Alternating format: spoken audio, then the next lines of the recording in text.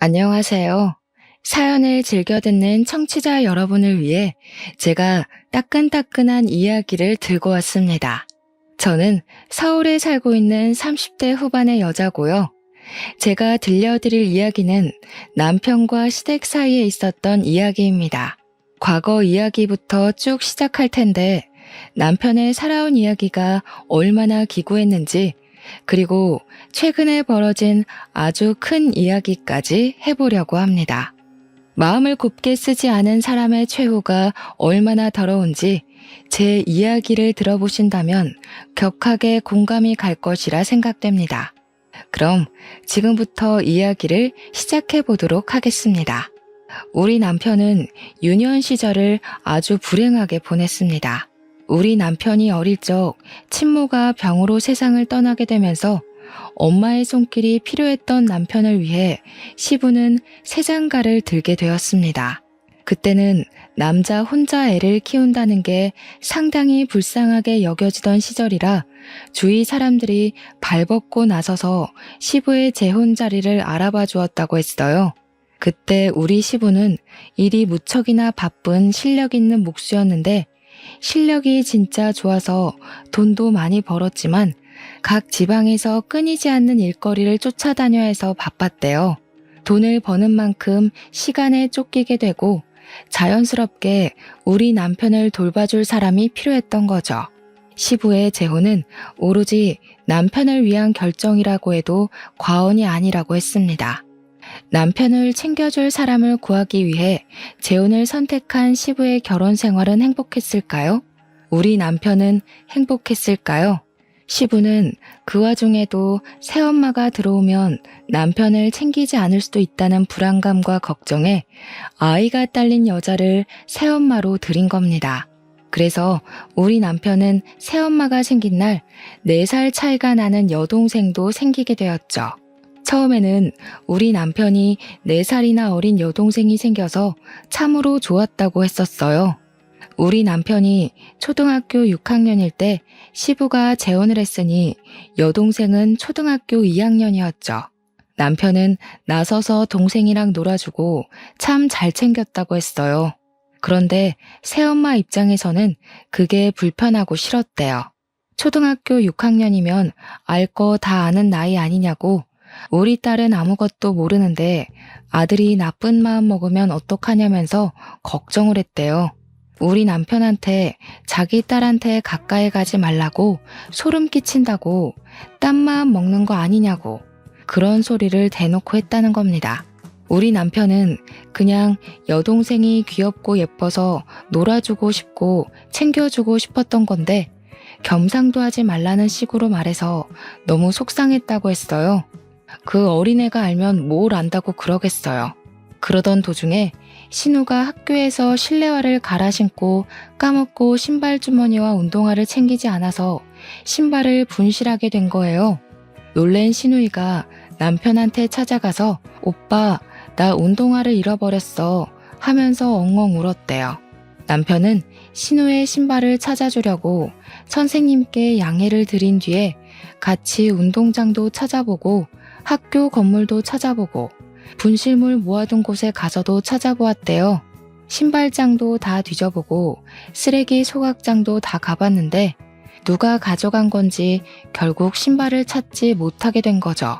실내화 신고 집까지 오게 되면 실내화가 더러워지고 내일 학교에서 당장 신을 실내화가 없으니까 둘은 고민에 빠지게 된 겁니다. 1시간을 넘게 학교를 뒤지다가 결국에는 남편이 신우를 업은 상태로 집까지 10분을 꼬박 걸어온 거예요. 동생 발에 흙이라도 묻을까봐 그 어린 나이에 동생 가방까지 다 무게 걸고 애를 업고 온 거죠. 초등학교 6학년짜리가 힘이 있으면 얼마나 있었겠어요? 땀 뻘뻘 흘리면서 여동생을 업고 집에 왔더니 시모가 난리가 난 거죠. 뭔데 내 딸을 업고 오냐부터 시작을 해서 남편이 땀을 뻘뻘 흘리고 있으니까 더럽다고 당장 씻으라고 혼을 내고 신우가 시모의 말에 놀라서 아니라고 오빠가 나 신발 잃어버려서 실내화 더러워질까봐 업어준 거야 하니까 또 트집을 잡더래요. 그냥 그거 신고 걸어오는 게 낫지 생각이 불순해서 업고 온 거 아니냐고 표독스럽게 남편을 추궁한 거죠.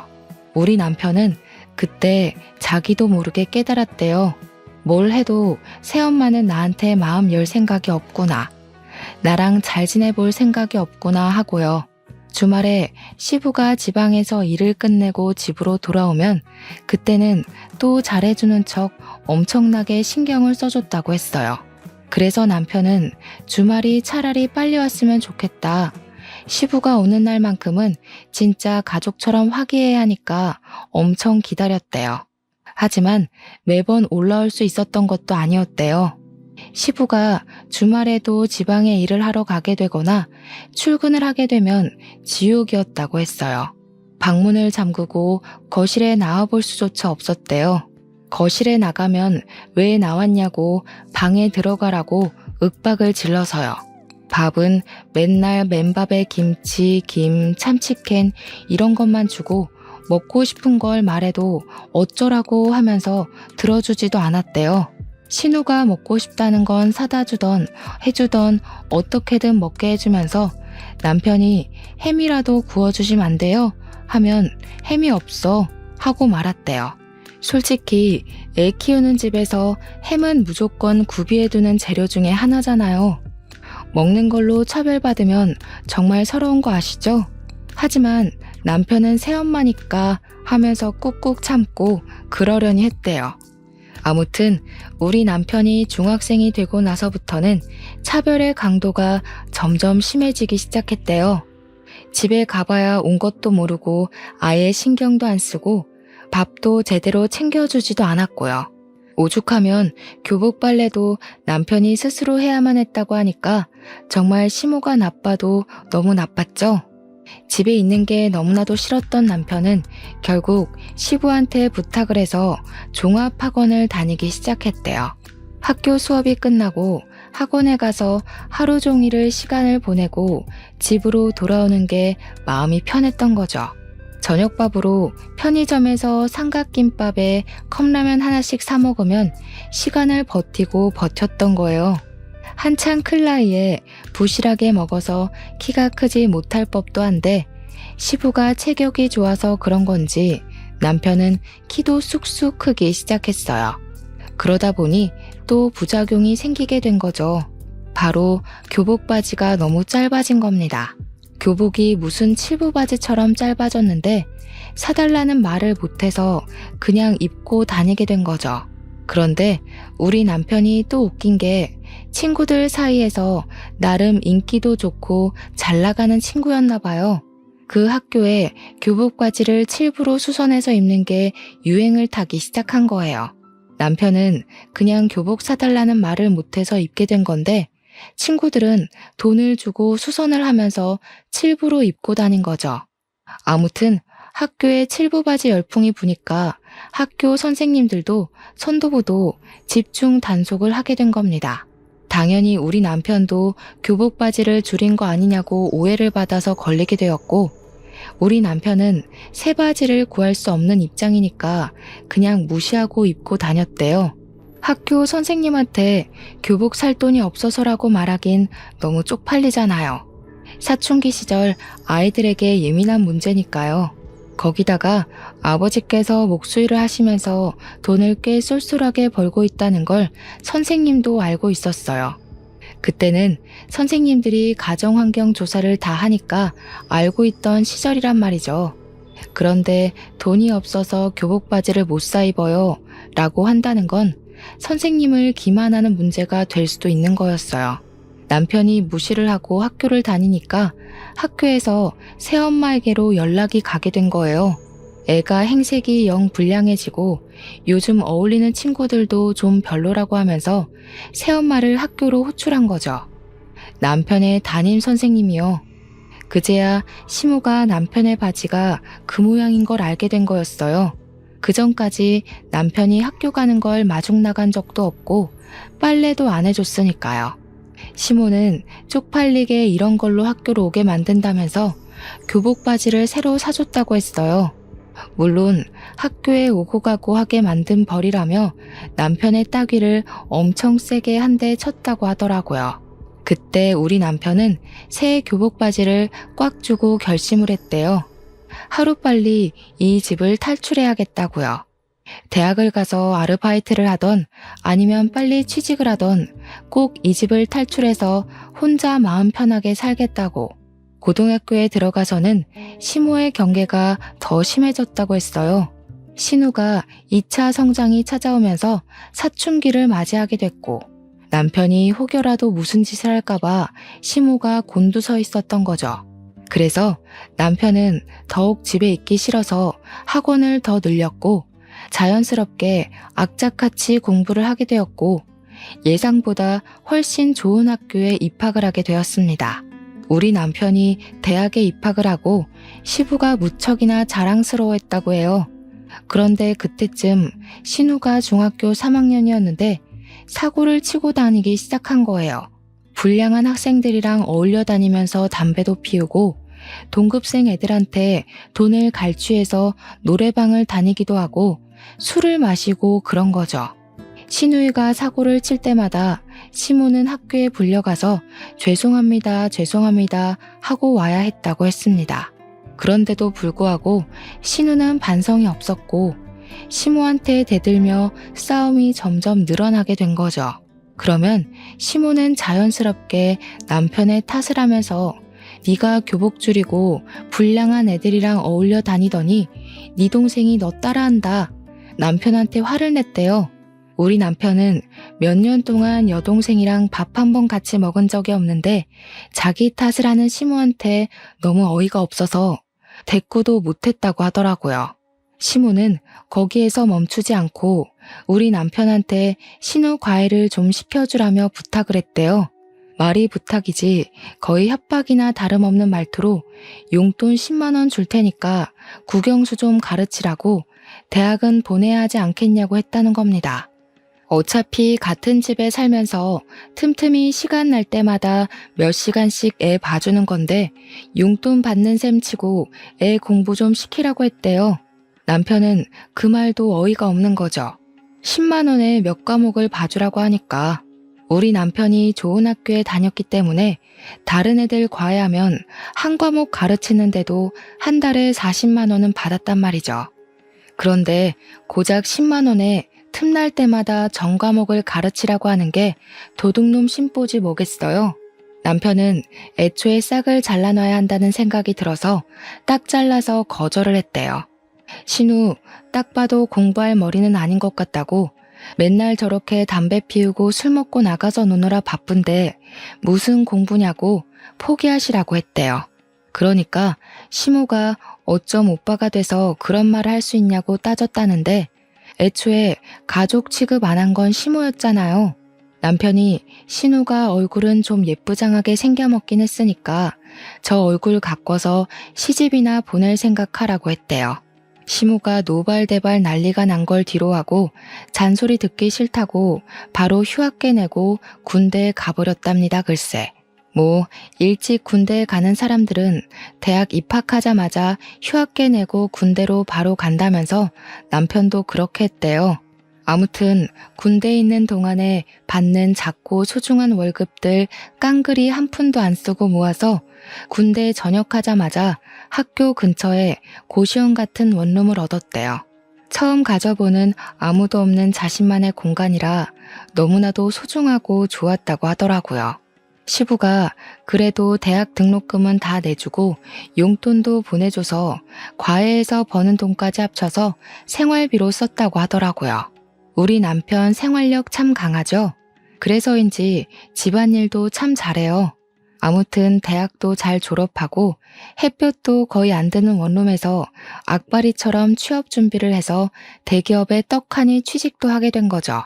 남편은 대기업 취업이 확정된 그날 햇볕이 안 드는 그 집이 남양집처럼 따뜻하게 느껴졌다고 했어요. 대기업 취업한 뒤 눈칫밥 먹으면서 열심히 일하다가 누굴 만났게요? 바로 저를 만났습니다. 저랑 같은 회사 사내 커플이었거든요. 저는 남편의 그런 일생을 모르고 만났고 저에게는 벌어진 적 없는 일이었기에 처음 모든 이야기를 들었을 땐 정말 충격이 컸어요. 화목하게만 자란 우리 가정과 다른 환경에서 자랐다고 물꼬를 트고 그동안 살았던 이야기를 듣는데 눈물이 다 나더라고요. 남편이 상당히 진중하고 조용한 성격이었기 때문에 그런 아픔이 있을 거라고는 상상조차 못했었거든요. 게다가 꽤 진지한 이야기가 오고 가면서 저희 집에 방문을 하고 자주 와서 밥도 같이 먹고 할 때 우리 부모님한테 정말 잘했었거든요. 당연히 집에서도 저러겠구나. 사람이 참 바르게 자랐구나. 친딸인 저조차도 못하겠다 싶을 정도로 세세하게 우리 부모님을 챙겼거든요. 때가 되면 영양제 일일이 챙겨서 보내드리고 우리 엄마 스킨로션 떨어질 때가 되면 새로운 제품을 사다 바치고 했거든요. 당연히 본인 부모님께도 그러겠구나 했는데 전혀 교류 없이 지내던 상태였던 거죠. 우리 둘이 행복한 연애를 하고 있는 와중에도 남편은 본인 집을 생각하면서 속이 썩어 들어가고 있었다는 걸 몰랐어요. 새엄마가 그러니까 저한테는 시모인 그 여자가 남편에게 말도 안 되는 요구를 하고 있었거든요. 우리 남편한테 대기업 다니는 남자 중에 멀끔하고 돈 많은 인간 어디 없냐면서 신우 결혼을 좀 시키자고 했대요. 친구 중에 의사는 없냐, 변호사는 없냐. 좋은 대학 나와서 그런 친구 안 사귀고 뭐 했냐. 대기업 다니면 그런 인맥들 다 생긴다고 하던데 너는 어디서 뭐라고 있길래 그런 친구 하나 없냐? 너는 하나뿐인 여동생 시집 잘 가는 게 그리 곶감냐? 왜 좋은 사람 찾아오지를 않냐 하면서요. 결혼정보회사에 신우를 등록하러 갔는데 신우가 뭐 대학을 나온 것도 아니고 회사를 다니는 것도 아니고 그러니까 결혼정보 업체에서도 거절을 한 거죠. 그게 분해서 남편한테 대기업에 어디 격리 자리라도 하나 달라면서 돈 계산은 잘하니까 그런 데에 꽂아주라고 요구를 했대요. 무슨 구멍가게도 그런 식으로 취업은 안 시킬 텐데 대기업이 가당키나 하는 소리겠어요? 남편이 하루 이틀은 걸러들었는데 얼굴을 마주칠 때마다 그런 소리 하면서 자리 내놔라 하니까 스트레스를 받은 거죠. 우리 남편 얼굴이 점점 썩어 들어가는데 집안 사정이라고만 하니까 저도 궁금해도 더 이상은 물어보지도 못하겠고 그런 와중에 우리 집에서는 결혼은 언제쯤 할 생각이냐고 남편한테 계속 물어봤거든요. 나이가 30 초반이 넘어갔는데 우리 집에서도 슬슬 결혼했으면 좋겠다 하면서 남편 옆구리를 찌르니까 남편은 그게 고민이 된 거였어요. 시모가 저한테 무슨 소리를 할지도 모르고 어떤 요구를 할지도 모르는 상태니까 걱정이 돼서 저를 집에 소개해주는 게 겁이 났던 거죠. 혹시라도 제가 지레 겁먹고 결혼 못하겠다고 도망이라도 가면 큰일이니까요. 모든 이야기를 듣고 나서 저의 결심은 바뀌지 않았어요. 언제까지 이렇게 미룰 수는 없다는 생각이 들어서 큰 마음 먹고 남편에게 이야기를 했습니다. 나는 매 맞을 준비 다 되어 있으니까 시댁에 인사를 드리러 가자고 했죠. 그러면서 혹시 시부는 당신의 과거를 다 알고 있냐? 차별받으면서 억울하게 부당한 대우받고 산 거 알고 있냐고 하니까 아예 모른다고 하더라고요. 원래 집에 자주 오지도 않았고 지금도 여전히 일을 하고 계신다고. 물론 예전처럼 매일같이 집에 없는 건 아니지만 간간히 나가신다고 했어요. 뭐 남편이 대학을 다니면서부터 자취를 시작했으니까 시부도 모를 수는 있다고 생각은 했지만 그것도 시부를 제가 색안경 끼고 보게 된 계기이기도 했거든요. 조금만 들여다보고 아들한테 관심을 가졌으면 시부도 알 수 있는 내용 아닌가 싶었고요. 주말에는 되도록 집에 있으려고 하셨다고 했으니까요. 근데 눈치 자체를 못 챘다는 게 우리 남편한테 그냥 관심이 없었던 건 아닐까 하는 생각으로 빠지게 되었죠. 어쨌든 시댁에 인사를 드리러 갔는데 시무랑 신우가 절 딱 보자마자 위아래로 쭉 훑어내리는데 느낌이 쎄하더라고요. 신우가 절 보면서 눈은 안 우는데 입꼬리만 올려서 억지로 웃는 그 얼굴 있죠? 그렇게 웃으면서 말하더라고요. 새언니, 축하해요. 우리 집처럼 화목하고 단란한 집에 시집 오는 게 쉬운 일은 아닌데. 요즘 시월드다 뭐다 말 많잖아요? 우리 집에 온 건 축복받은 일이지. 감사하게 생각해요. 누가 누구한테 감사하게 생각하라는 건지. 그 이야기 듣자마자 소름이 쫙 올라오더라고요. 대놓고 그냥 시월드에 오신 걸 환영합니다 라고 이야기하는 것 같았거든요. 제가 선물로 제철 과일 바구니를 백화점에서 비싼 거 사서 갔는데 과일 바구니 보자마자 시모가 뭐라고 했는지 아세요? 어머나, 세상에서 두 번째로 쓸모없는 걸 들고 왔네. 값만 비싸지 실속은 하나도 없는 거. 예, 첫 번째는 뭔지 아니? 바로 꽃바구니란다. 꽃이랑 과일은 하등 쓸모없으니 앞으로는 들고 오지 말아라. 고기면 몰라도 과일이 뭐니? 근데 진짜 저도 이런 사연을 많이 들어도 보고 찾아도 봤는데 보고 들으면서 매번 다짐한 게 있거든요. 내가 저런 취급을 받으면 하나하나 다 말대꾸를 해야지 했는데 막상 제 일로 닥치니까 입이 얼어붙은 사람처럼 말이 안 나오더라고요. 머릿속이 새하얗게 변하는데 어버하고 있으니까 우리 남편이 딱 그러더라고요. 마음에 안 드시면 저희가 다시 들고 가죠 뭐. 우리 장인 장모님이 과일 좋아하시니까 차라리 잘 됐네. 자기야, 집에 가서 장인 장모님이랑 나눠 먹자. 그러면 되지? 그러니까 시모가 당황해서는 남편한테 아니 말이 그렇다는 거지. 우리도 과일 좋아하거든. 우리 딸이 멜론 좋아하잖아. 오빠가 돼서 그것도 모르니? 하더라고요. 멜론 비싼 과일인데 잘 됐다고 이따가 우리 딸 입에 쏙 넣어줄게 하는데 남편이 심드렁하게 이야기를 했어요. 난 집에서 이런 비싼 과일을 먹어본 적이 없어서 몰랐네. 이렇게요. 우리 남편이 정말 처음으로 존경스러운 순간이었습니다. 어떻게 바로바로 그런 말을 뱉어내는지 멋있어 보였어요.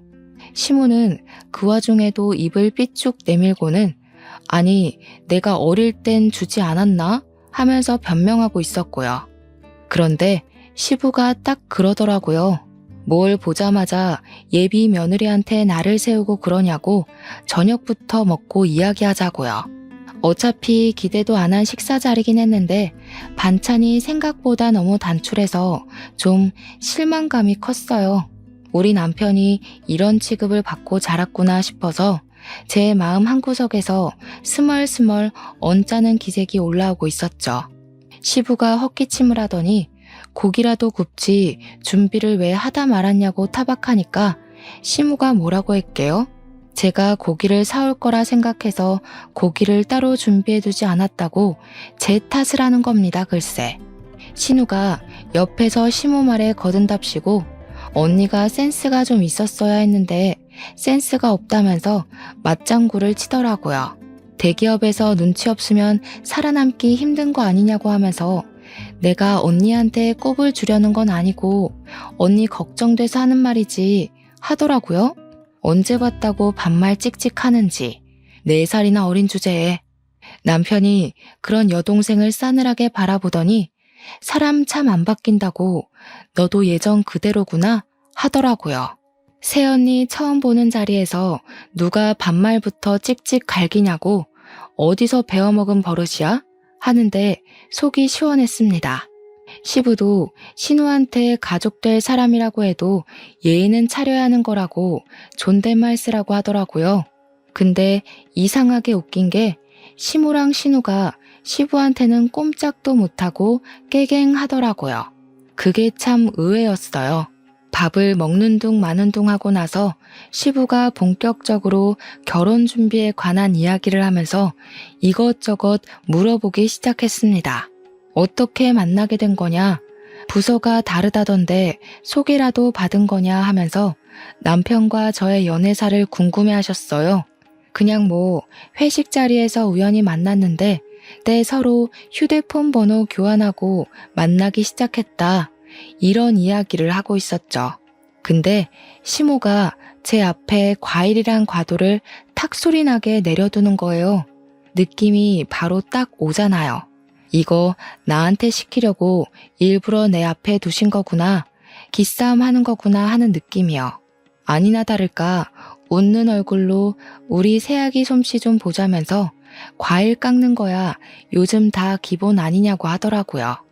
신우는 그 기본도 못하게 생겼던데 뭐 보여달라고 하시니까 제 솜씨를 자랑해야겠다 싶었습니다. 제가 대기업 취직하기 전에 아르바이트로 대학생 때 호프집에서 일을 했었거든요. 학교 앞에 저렴한 호프집이라 늘 손님이 미어 터지는 곳이었는데 제가 바로 과일 안주 담당이었습니다. 그래서 진짜 현란한 솜씨로 과일을 척척 깎아서 플레이팅까지 완벽하게 해서 내놨어요. 그랬더니 신우가 과장된 말투로 이야기를 하더라고요. 우와, 언니 소시적에 클럽이나 나이트 같은 데 많이 다녔나 봐요? 아니면 술집에서 일을 했나? 솜씨 대박이네. 물론 호프집도 술집이긴 하지만 신우가 말하는 술집은 뉘앙스가 조금 다른 술집이었어요. 제가 네? 하면서 잘못 들은 건가 싶어서 표정을 싹 굳혔더니 신우가 놀래는 척하면서 되려 큰 소리를 내더라고요. 어머 언니, 진짜 술집에서 일했던 거야? 대박이다. 술집에서 일했는데 어떻게 대기업을 갔어? 술집 손님 중에 대기업 사람이 있었나? 스폰서야? 이 난리를 피우는 거예요. 제가 순간 화가 나서 아니 저기요 하는데 남편이 바로 정색하고 미친 거 아냐? 하더라고요. 평소 같으면 무시하고 지나갔을 말인데 남편이 화를 내니까 신우가 누나를 이리저리 굴리더라고요. 스폰이라니. 신우 생각하는 거하고는 진짜 영 아니었어요. 제가 그래서 그냥 솔직하게 이야기를 했죠. 대학 다닐 때 등록금 보태려고 학교 앞에 있는 호프집에서 아르바이트를 했었다고요.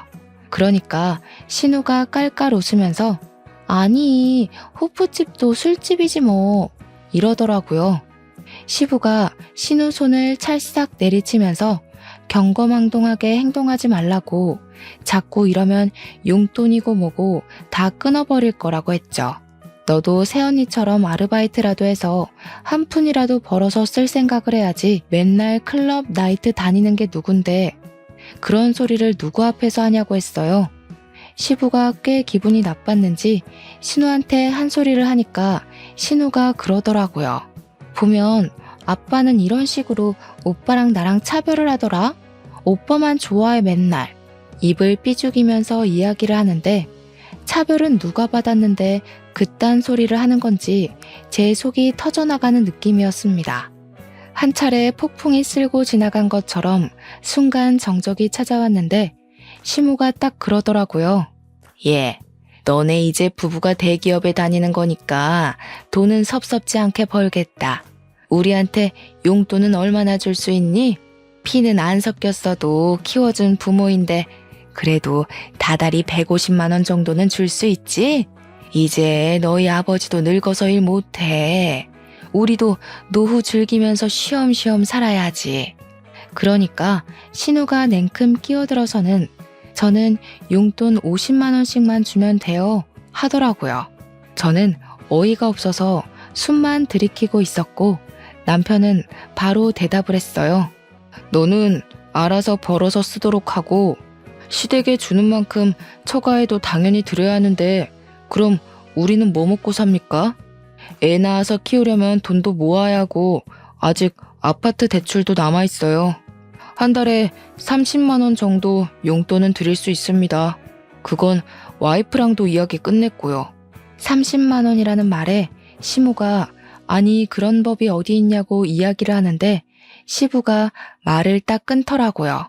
용돈이고 뭐고 다 필요 없으니까 둘이서 행복하게 알아서 잘 살라고, 그게 효도하는 거라고요. 시무는 씩씩거리면서 시부한테 애들 키워놨는데 우리 노후는 책임지라고 해야지 하고 있고, 시부는 바라는 게 뭐가 그리 많냐고 애들끼리 행복하게 사는 게 우리 노후를 즐겁게 하는 거라고 딱 잘라서 이야기했습니다. 적어도 시부는 생각이 제대로 박힌 것 같아서 다행이라고 느꼈죠. 그렇게 첫인사와 동시에 결혼 허락을 받고 상견례 자리를 마련하게 되었습니다. 당연히 우리 부모님께는 시작부터 단단히 일러두었죠. 우리 남편의 과거를요. 차별도 심하게 받았지만 시무랑 신우가 무척이나 상식적이지 않은 사람이라고 한 귀로 듣고 한 귀로 흘려달라고 부탁을 드렸습니다. 어차피 결혼하게 된다 하더라도 자주 마주칠 사람은 아니니까 걱정하지 말아달라고요. 솔직히 우리 부모님께서 걱정을 하지 않았다고 하면 그것도 거짓말이긴 하죠. 하지만 워낙 우리 남편을 예뻐해 주시기도 했고 차별이라는 말이 나오자마자 아버지께서 무척이나 분노를 하셨거든요. 이렇게 착하고 예쁜 아들을 누가 차별을 하면서 키웠냐고. 이제 우리 사위니까 아들이나 마찬가지라고요. 당연히 상견례 자리에서 시무랑 신우가 말도 안 되는 말과 행동을 했습니다. 예상했던 일이고 미리 일러두었던 터라 크게 당황하지는 않았지만 어이는 없더라고요. 상견례를 한정식 집에서 했는데 식당에 자리를 안내받아서 들어가자마자 핀잔 주기 바쁘더라고요. 대기업의 센스가 이 정도밖에 안 되냐면서 무슨 호텔 레스토랑에 룸 잡고 밥 먹는 줄 알았는데 이런 집이면 친구들한테 자랑도 못하겠다고요. 시무랑 신우가 구시렁구시렁 거리는데 우리 부모님은 딱 시부랑 할 이야기만 나누시더라고요. 대놓고 시모를 무시하니까 시모도 나중에는 조용히 옆에서 끼어들 말만 탁탁 끼어드시대요. 우리 부모님께서 애들 집은 지금 사위가 혼자 사는 그 집에서 신혼집 꾸미는 거냐고 대출금은 좀 갚아주시냐고 물어보았어요. 그러니까 시모가 끼어들어서는 우리 먹고 죽을 돈도 없다고 애들 못 도와준다고 못을 박더라고요. 그러면서 용돈은 달라고 했더니 칼같이 거절하더라. 애들 키워봐야 소용도 없다 하더라고요. 우리 부모님이 한 귀로 듣고 흘리고는 그럼 예단이나 예물도 하지 마시고 애들끼리 알아서 하게 내버려 두자고 했어요. 시부가 고개를 끄덕이고 있는데 시무가 끼어들더니 아니 그건 또 이야기가 다르죠 하는 겁니다. 내 친구들 보니까 모피도 받고 가방도 받던데 나도 하나쯤은 받아도 되는 거 아니냐고. 그러니까 신우가 옆에서 나도 백 하나는 사줘야 하는 거 아니야? 하는 거예요. 우리 부모님께서 다시 대화를 원점으로 돌려서 그럼 집 대출금은 갚아주시는 거냐고 하니까 그건 또 쏙 무시하고 애들이 알아서 대출금 갚아야지 왜 우리한테 이야기를 하냐고 하는데 답이 없었습니다. 말이 영 안 통하니까 제가 나서서 집이며 혼수며 알아서 다 할 테니까 예단 예물도 따로 하지 않겠다고 못을 박았어요. 반지도 그냥 서로 마음에 드는 걸로 알아서 골라서 사겠다고 아무것도 하지 마시라고 선을 그었죠. 그러니까 시무가 아니 우리도 받을 건 받아야 하지 않겠냐고 시부 옆구리를 쿡쿡 찌르는 겁니다. 아들 대기업 보내는 게 얼마나 힘든 일인지 아냐면서 대기업 보낸 값은 받아야지 하는데 우리 부모님이 어이없어서 말씀하셨어요. 우리도 우리 딸 대기업 보내느라 힘들었다고. 근데 솔직히 애들이 알아서 잘해서 간 거 아니냐고요. 언성이 조금 높아지니까 그제야 시부가 인상 팍 쓰더니 시모한테 가만히 좀 있으라고 정신 사납다고 한마디 하시더라고요. 결국에는 우리 뜻대로 알아서 하는 걸로 정했고 남편이 시댁 근처에도 가지 말자고 하더라고요. 다행히 남편이 살던 아파트가 친정이랑 가까운 위치여서 그러자고 했어요. 결혼하고 나서는 꽤 살만했습니다. 남편도 자신만의 가정을 꾸려서인지 안정을 찾아가는 것 같았고요. 우리 부모님이랑 자주 만나서 밥을 먹는데 이제야 정말 가족이 생긴 기분이라며 부모님께 감사하다고 인사도 하고요. 시댁이랑은 최소한의 도리만 지키면서 거리를 두고 살았습니다. 그렇게 몇 년의 시간이 흐르고 갑자기 시댁에서 소란스러운 일이 벌어졌어요. 다름 아닌 신우가 혼전 임신을 해서 결혼을 갑작스럽게 준비하게 되었다는 것이었습니다. 저는 놀래서 신우가 만나던 남자친구가 있었어요? 하고 물어보니까 신우가 너무 당당하게 아니, 클럽에서 내가 진짜 대단한 인간 하나를 물었잖아 하는 거예요. 저는 이게 뭔 소린가 싶어서 네? 하고 물어보니까 클럽에서 만난 남잔데 건물주라고 자기를 소개했다는 거예요. 건물주 만나기가 쉽냐면서 바로 꼬셔서 임신부터 했지 하는 거예요. 아니, 연애를 한 게 아니라 임신부터 했다고요? 듣고도 믿어지지가 않아서 되물었더니 건물주라는데 당연히 바로 임신부터 해야 하는 거 아니냐요. 그 남자가 차고 다니는 시계가 차 한 대 값이라며 들고 다니는 가방은 얼만 줄 아냐고 흠이 있다면 어릴 적에 차 사고를 크게 당해서 차를 못 타고 다녀서 차가 없는 거 딱 하나라고 하는데 뭔가 의심스럽더라고요. 그래서 제가 사기꾼 아니냐고 하니까 시모가 저한테 질투하냐고 그딴 소리 하지 말라고 이야기하대요. 신우는 임신 10주 됐다면서 빨리 결혼식 올려야 된다고 배 나오면 드레스 핏이 안 산다고 난리를 쳤어요.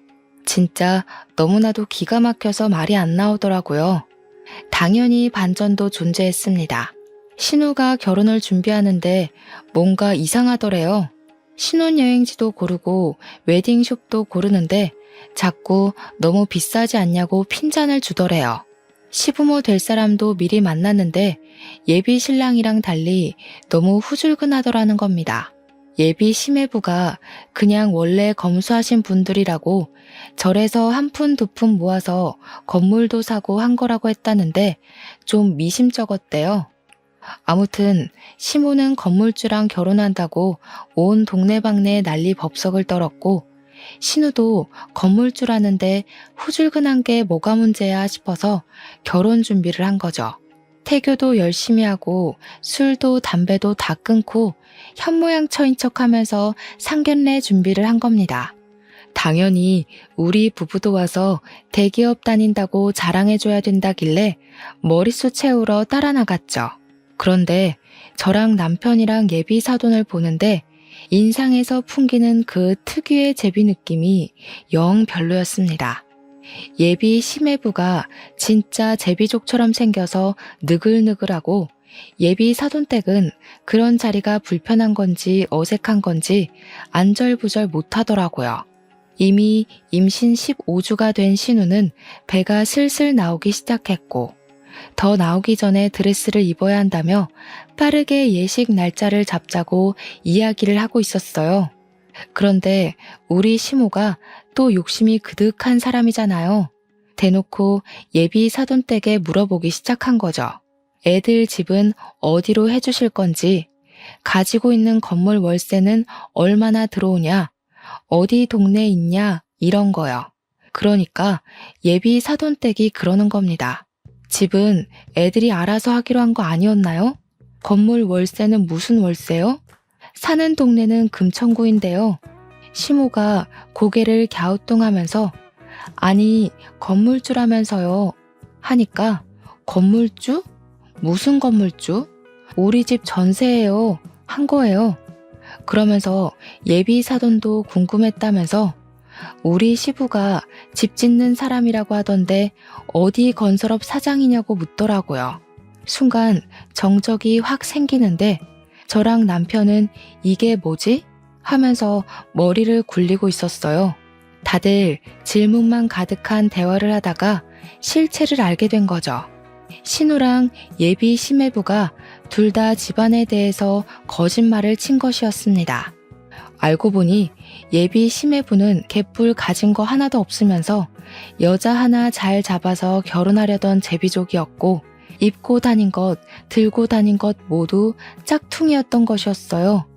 신우는 행색만 보고 건물주라고 하니까 우리 아빠도 건설 쪽 일한다고 집 짓는 사람이야, 사장이야 하면서 거짓말을 친 거죠. 시부가 물론 목수였기에 완전 틀린 말은 아니지만 뉘앙스가 완전히 다르잖아요. 그 사실을 상견례 자리에서 모조리 다 알게 된 거죠.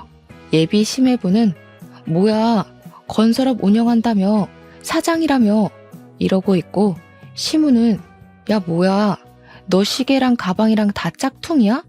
건물주라며 하고 있고, 시부랑 시모는 머리 싸매고 이게 무슨 일이야 하고 예비 사돈댁도 어안이 벙벙해서 아무 소리 못하고 있고, 저랑 남편만 밥 먹으면서 강 건너 불구경하고 있었죠.